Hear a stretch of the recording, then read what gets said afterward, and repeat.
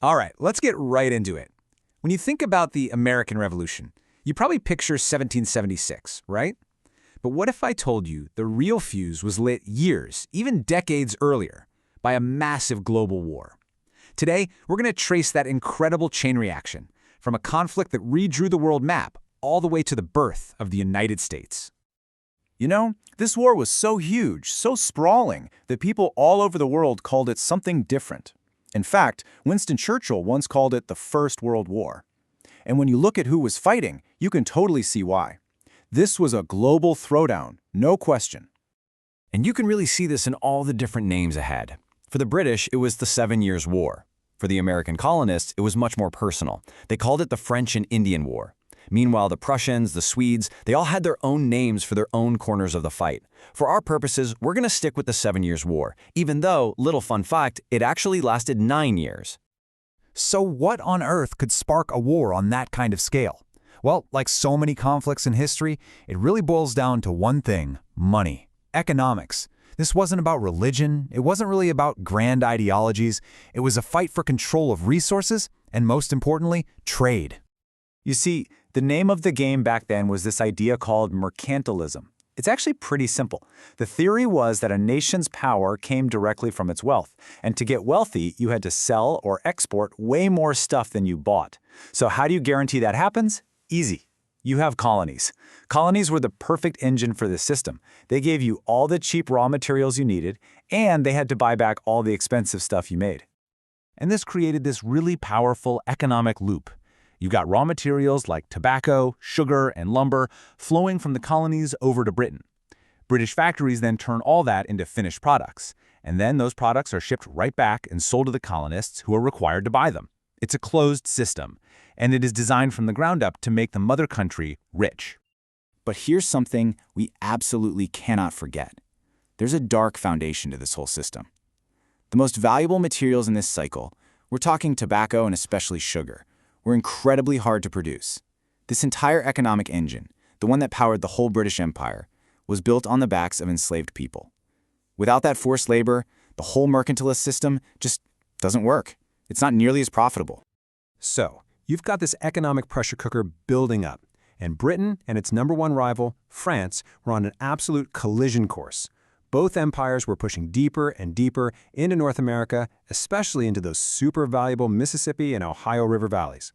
A fight wasn't just likely, at that point it was pretty much inevitable. And in the beginning, things went horribly for the British. I mean, a 21-year-old George Washington gets handed this humiliating defeat in 1754. The very next year, a whole British force under General Braddock is basically wiped out. But then came 1759. That was the turning point. The British pull off a string of massive victories, capturing key French forts, including the legendary fortress of Quebec. By 1760, the fighting in North America was pretty much over. Britain had won. But, and this is a big but, this is where the story gets really complicated. The war officially wraps up with the Treaty of Paris in 1763. And when you start looking at the fine print, at who actually got what, that whole idea of winning gets, well, it gets a little fuzzy. Okay, so on the surface, it looks like a huge win for Britain, right? They got all of Canada from France. They got Florida from Spain. A massive amount of land. But look closer. France got to keep its tiny Caribbean sugar islands, which were worth way, way more money than all of Canada at the time. And Spain got to hang on to Cuba and the Philippines. So yeah, Britain won the land, but you could argue its rivals kept the real cash cows. So, the victory for Britain was complicated.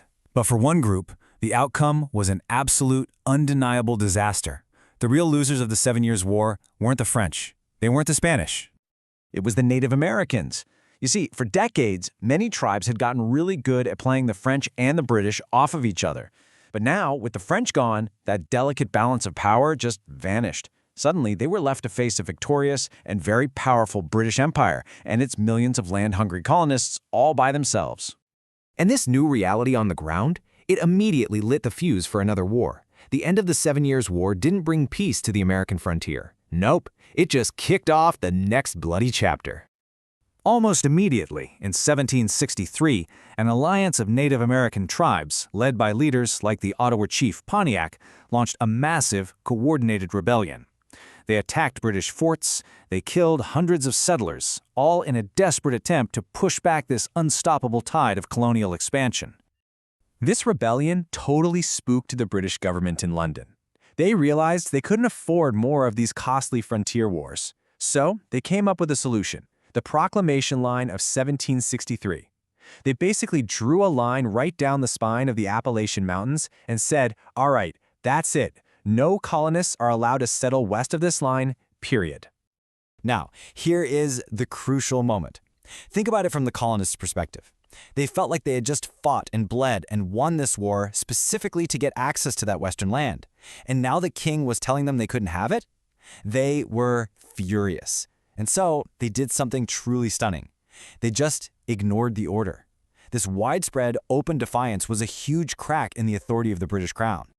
And you have to understand, this wasn't happening in a vacuum. At the exact same time all this is going down, these powerful new ideas about government, rights, and even religion are sweeping through the colonies, teaching everyday people to question authority in a way they never had before.